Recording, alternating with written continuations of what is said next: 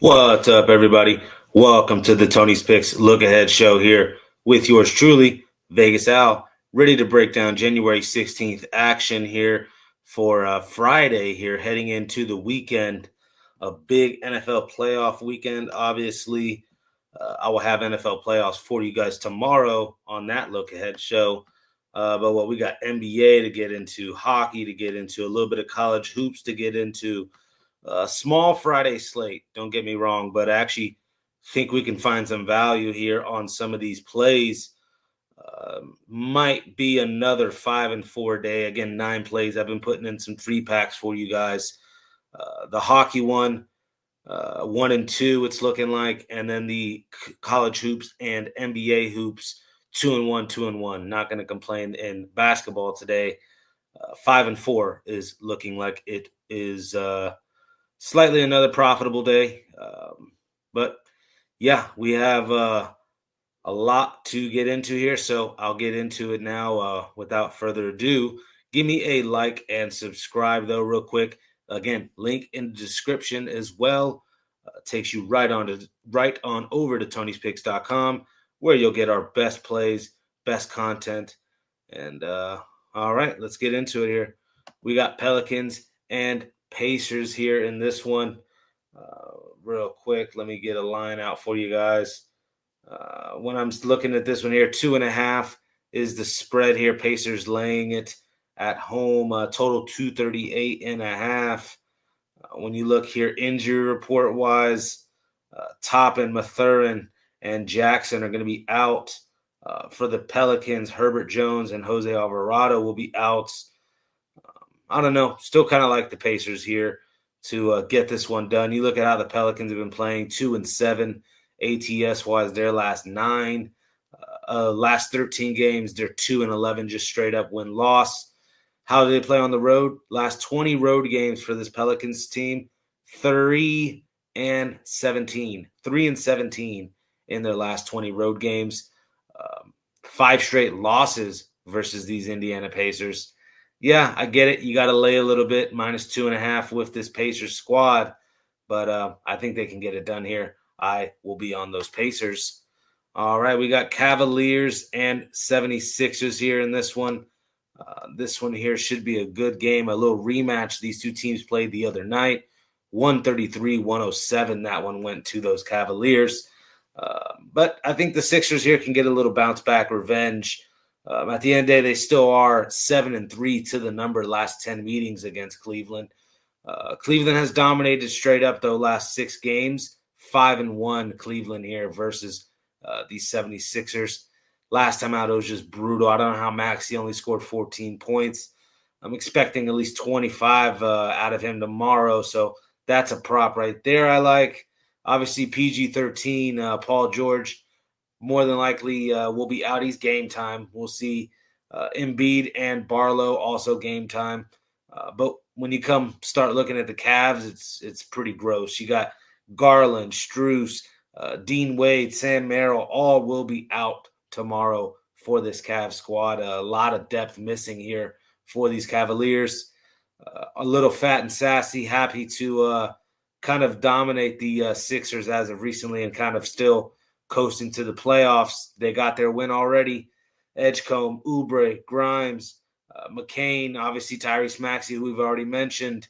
Plenty of depth on this Sixers squad to get this one done. Give me those 76ers here. You can go -1.5, -120 on the money line. Either way, love those 76ers. All right, next game here, we got Nets and Bulls. Total 225. Seeing the Nets now laying the 1.5 points. I don't know. Nets 5 straight losses. Been hard to back. And then how they've played against the Bulls when playing in Brooklyn. They're 2-5 last 7 occasions, in Brooklyn versus this Bulls team. Injury report for the Nets. Haywood Highsmith and Zaire Williams are going to be out. For the Bulls, still plenty of names. Kawamura, Collins, Giddey out. Horder and Phillips, game time decision. Obviously, keep an eye out on the injury report here in this one. I've been going back and forth on this one. I can make a case for the Blue Bulls. I can make a case for the Nets. I'd rather get on a Michael Porter Jr. prop. If Cam Thomas plays, a Cam Thomas prop, two best players on this Nets squad. I think they're a little bit live here, break this losing streak. Again, this one we do have to wait and see who winds up playing in this one. I've been getting burned as of late with this injury report madness. On to the next one here. We got Clippers and Raptors, another short price. Clippers laying 1.5 here on the road versus these Toronto Raptors. Total 215.5. When you look at this one, Raptors possibly without Temple, Battle, Mamu Kalashvili, quickly. Those are some big pieces for the Raptors, but the Clippers here still also with a host of guys possibly not going to be playing here in this one. 1 second. It's taking a second to load up. Oh, man. Give me a second. I believe it was John Collins, Kawhi, Zubac, Bogdanovich, Derek Jones. I would not be surprised to see Harden wind up on this thing. He might be out there lone wolf tomorrow night. Tough game to call if you ask me. Raptors at home aren't that bad of a team. This is probably a prop game. I like Scotty Barnes props. He's been near a triple-double last couple times out. We'll take the over 38.5. I'll probably go up to on his points, rebounds, and assists. And I don't know. James Harden plays. I'll take the over 38.5, expecting both of those numbers around there on the points, rebounds, and assists for both of those two players. All right, 1 second. Let me pull up this next game. We got the Timberwolves and Rockets here in this one. When you look at this one, I'm seeing the Rockets laying 3.5, total 223.5 at home here. When you look, T-Wolves a little bit in the rest advantage spot. Houston on this back-to-back. Lost again here to the OKC Thunder here tonight. No Finney-Smith, no Eason. Obviously, no Ant in this one for the T-Wolves, but last time out, Bones Highland stepped up. Jaden McDaniel stepped up. Even Mike Conley knocking down 3 threes, giving us 9 points, is plenty of enough to pick up the slack with Ant missing. If DiVincenzo can have himself a 15-point night as well, that only helps. I like the Timberwolves here getting some points in this one and try to take advantage of this Rockets back-to-back spot here. All right. Final NBA game of the night. Again, we got a quick episode here ahead of us. Only 15 games, really 16 if you count my soccer, that we're going to be getting into here tonight. We got Wizards and Kings in this one. Absolutely no way I'll be laying anything with the Kings, especially 6.5 points. The classic letdown spot after cashing as a fat money line dog. Not just the points you've been taking with the Kings. If you took the money line, you're looking for mansions on Zillow right now if you got the Kings money line. But is what it is. We took the points the other night there versus the Knicks. That was a nice little cash out.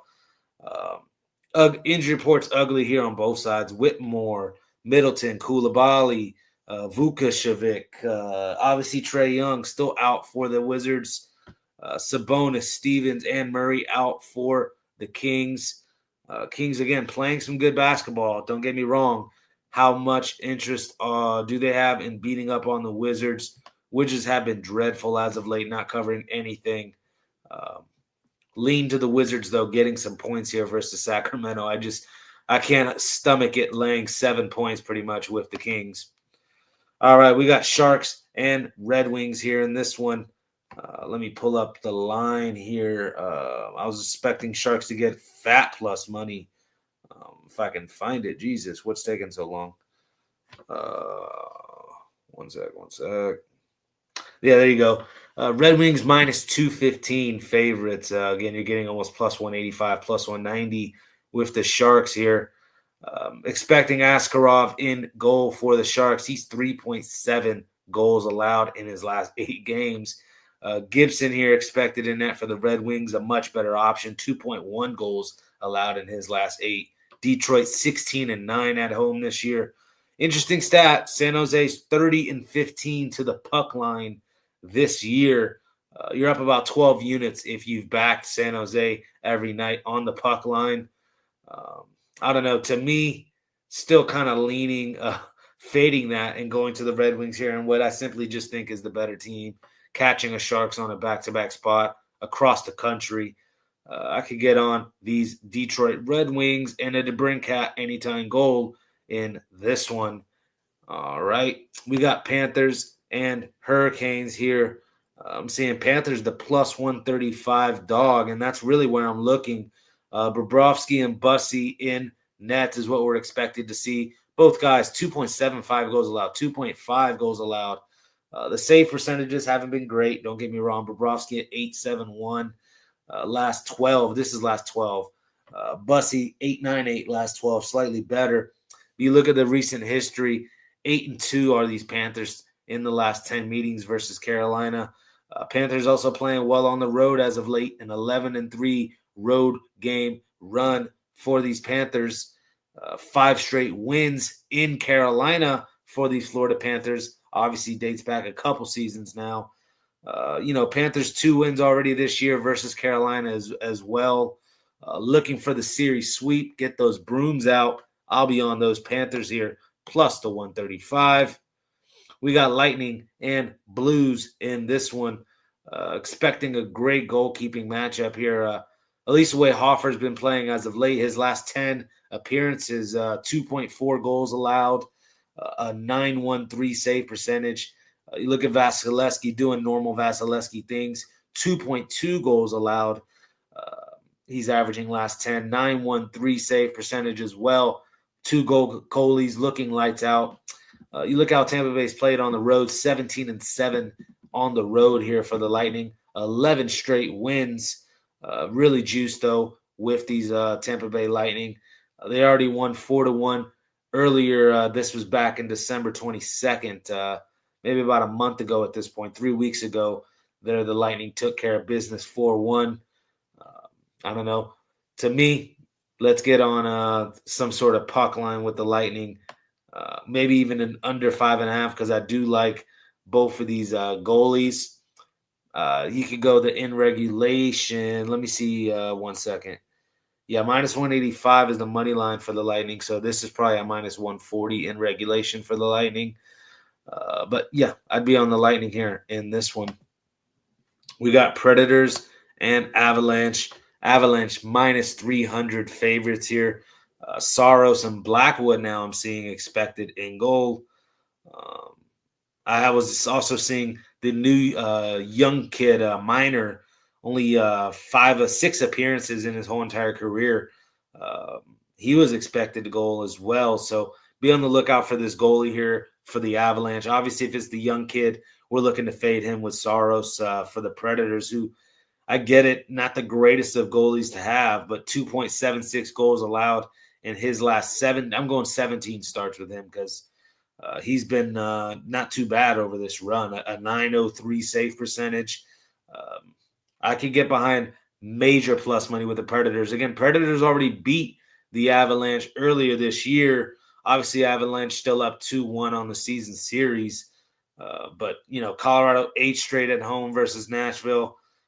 Taking advantage of an inexperienced goalkeeper, though, is what I think we're going to do here with the Predators and take some plus money. That lone win the Predators did have, Saros wasn't net. So, again, let's back the Predators. I'll find an excuse to get on the plus 250 price with those Nashville Predators. All right, we got Ducks and Kings in this one. Dostal and Kemper expected in goal here. Both of these guys struggling as of late. Save percentages in the mid-8s. 3.5 goals allowed for Dostal, 3.35 goals allowed for Kemper over the last 8 games. These two teams, when playing each other this season, 16 goals in 2 games here combined. Total has been getting flown over, even though I think one of them might have been a push.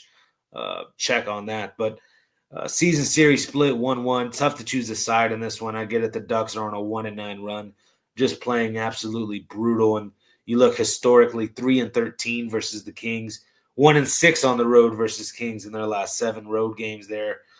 6 straight overs for this Duck squad. You look at the Kings, 8 out of the last 10 have gone over. You got bad goalkeepers, teams recently playing to the over.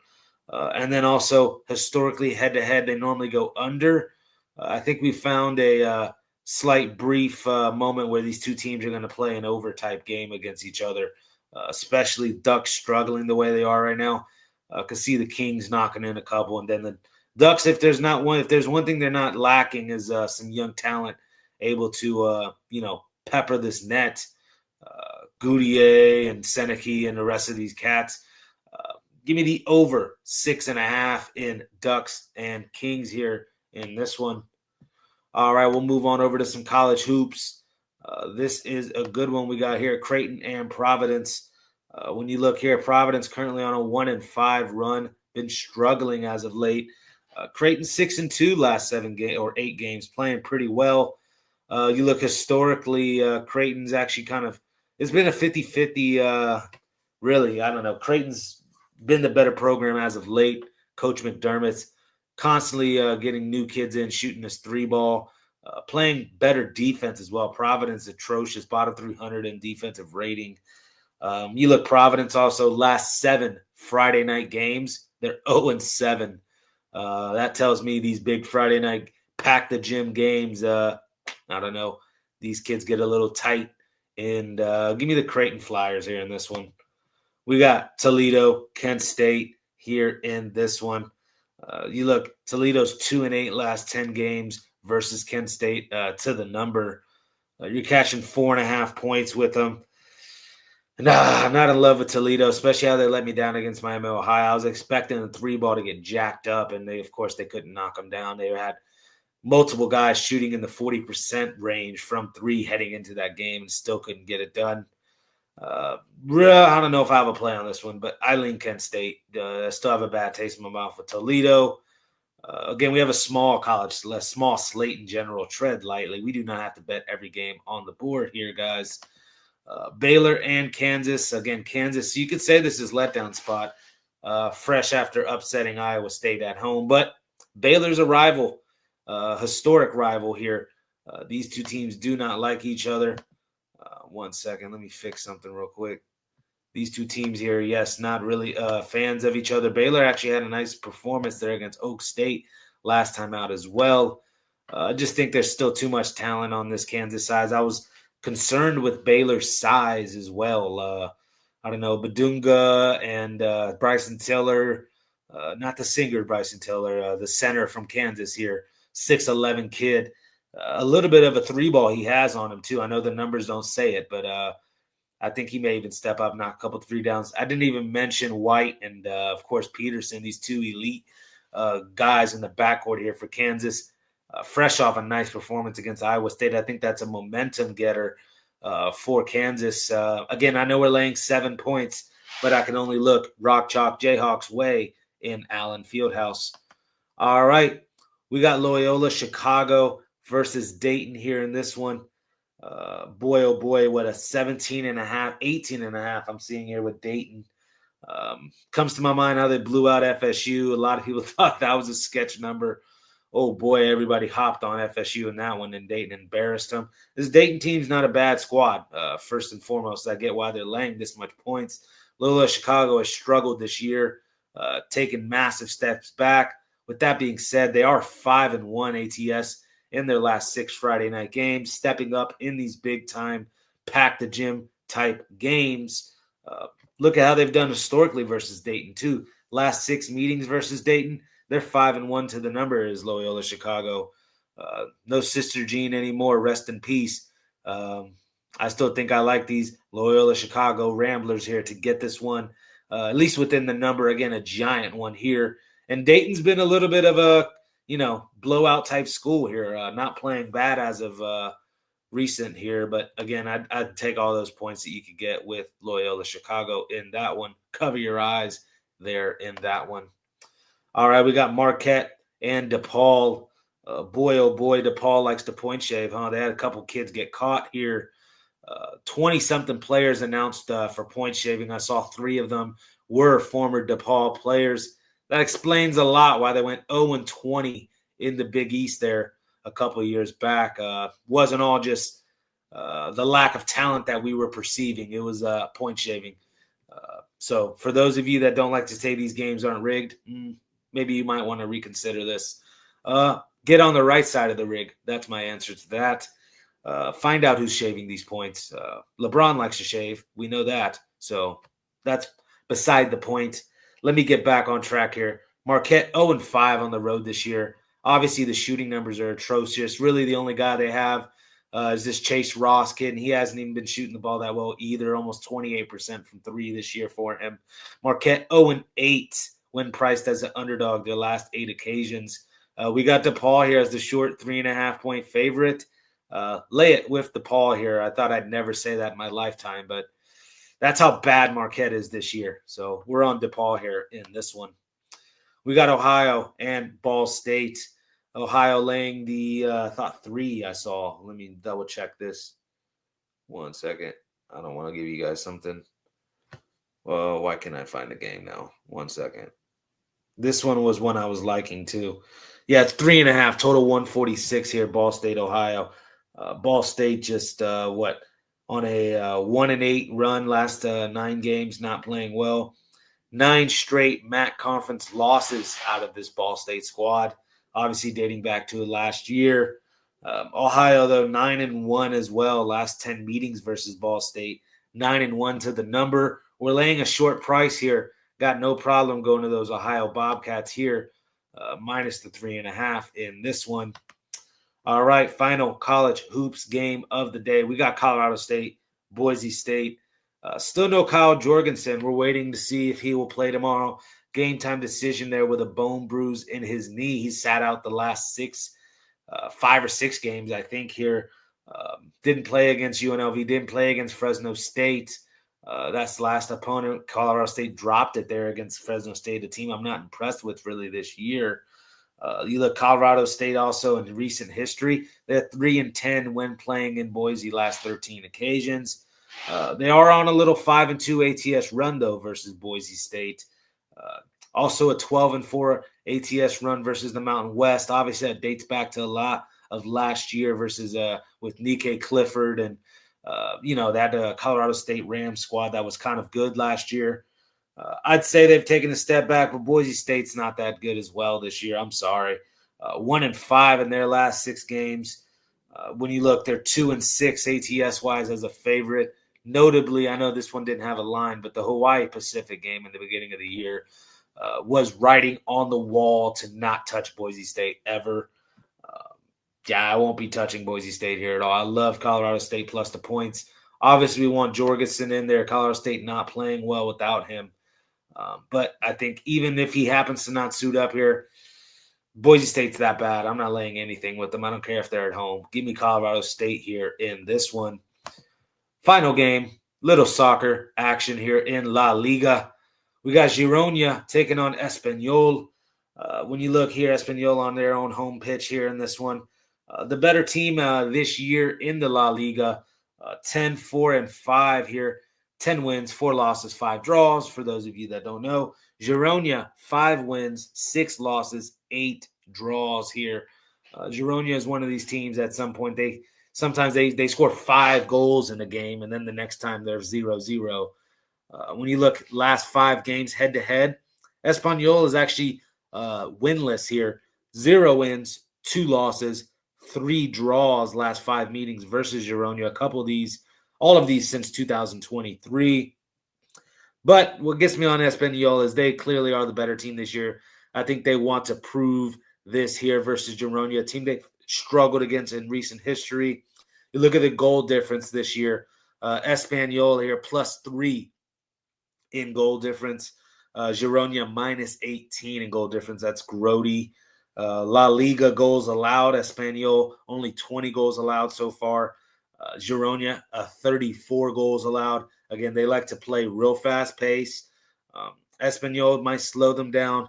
I think they win themselves a 1-0, 2-0, 1, not 1-1. We don't want 1-1. 2-1 type game at most. Low-scoring affair is what I'm trying to say. Espanyol gets it done here. And what I thought they'd be around -140. We're getting -115 on the money line. Again, soccer money lines are dangerous because the draw gets you. Double chance is going to be ridiculously juiced. That means if you take double chance in Espanyol, it's super juiced, -300 probably. But draw or Espanyol can make you some money. Again, I'm just going to stick to the money line here with Espanyol minus 115. They get it done here and finally get over the hump and beat Girona or Gironia. There you have it, guys. All the picks for the Tony's Picks Look Ahead show for tomorrow's action. Real quick, before I get out of here, I'll give you guys a little recap on how tonight went. It wasn't that bad per se. I believe we're going to go 5-4 again. We went 5-4 yesterday. We're waiting on a couple games to finish. This Knicks game comes to mind. I'm counting it as a loss. That's why I'm telling you 5-4. Let me see here. Let me see. Because I had a bad number. That's the thing. I took this last night. Let me double check. One second. Right. Yep, they're not going to cover even the new number. I took plus 3.5 with the Knicks. Ugly, grody, gross. And then Brunson winds up saying he's not going to play with the ankle injury that he, got. Brutally messed up their injury report-wise. It's been happening to me like this last week or so. I would suggest waiting as late as possible when it comes to betting NBA. It is what it is, guys. That's just the bitter truth. But anyways, let me show you guys how it went, because still a 5-4 night. Idaho State gets it done. They're dominating Idaho. I believe it's now 9-1. Let me double check that. It's something. Yeah. First off, look at Idaho versus Big Sky opponents. 1-9, 2-7 ATS. Yeah, brutal for Idaho State, or for Idaho. We love Idaho State. They've been dominating historically in that matchup. UT Arlington as well gets it done. This was a pick made off. Just go look at the rosters, the size, the better looking athletes. Sometimes you can just look at these team pictures and you know which team to pick here. UT Arlington was clearly the side here in this one. I was expecting them to have to lay something, though. They probably would have not covered that -6 that I was expecting there. Look, the 56-52 score. But we were getting 1.5 in this one. I was like, yeah, I'll take UT Arlington with 3 straight wins going into this one. Had dominated Utah Tech historically as well. A top 20 defensive rating team, this UT Arlington squad in the country. Obviously, they play a very small conference now in conference play. So look for them to improve even upon this number. Top 20 defensive rated team are those UT Arlington. All right, we also were on some hockey tonight. Blackhawks, ugly. Thought they'd get that done. It was 2-1 throughout. They gave up an empty netter more than likely. What else? Celtics here. We were on that big. We said just take the money line. We should have just laid it, knock off that 30 cents. It's not too big of a deal. Love Boston a little bit this year, picking your spots with them. Canadians, gross. Thought they could get that one done. James Madison, gross. A game I flip-flopped on, if I'm being honest. Ugly. All the numbers a little bit pointed towards App State, but when I went and looked at the rosters, it was ugly size advantage for JMU. But, hey, they didn't capitalize on it. It is what it is. And I got the magic in me. What can I say? Every time I touch that track, it turns into gold with those Orlando Magic. Covered that spread there in Germany for us. Shout out to the Wagner brothers. I don't even think they played that well.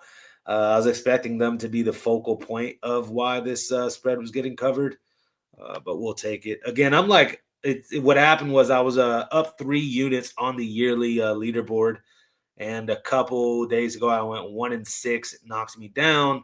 So what, you lose 5 units there. That had me at like -3 now on the yearly leaderboard. You look last couple days, I have been 5-4.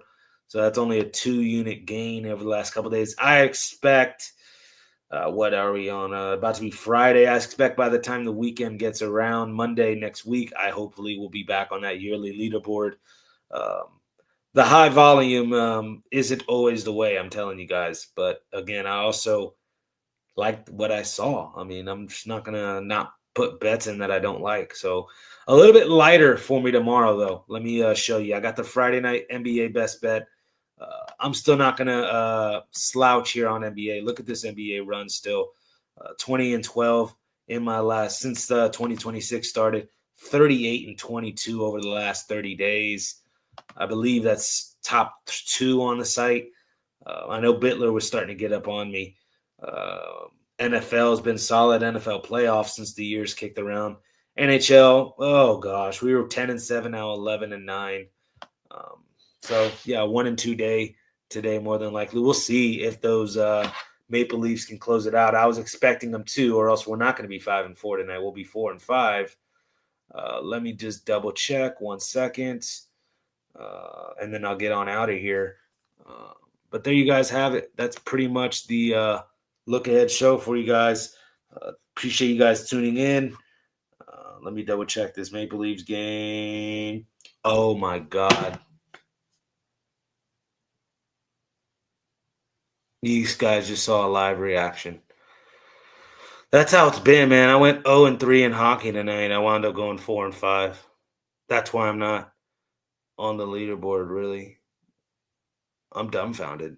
We're at 4-2. We're at 4-2, and the Maple Leafs blow that game. That's typical Maple Leafs. Every time I back those Maple Leafs, man, that's what they do to me. Screw them. Screw them, screw them, screw them. But there you guys have it. That's the show. Y'all have a good night. Check out the site. Link in the description. Peace.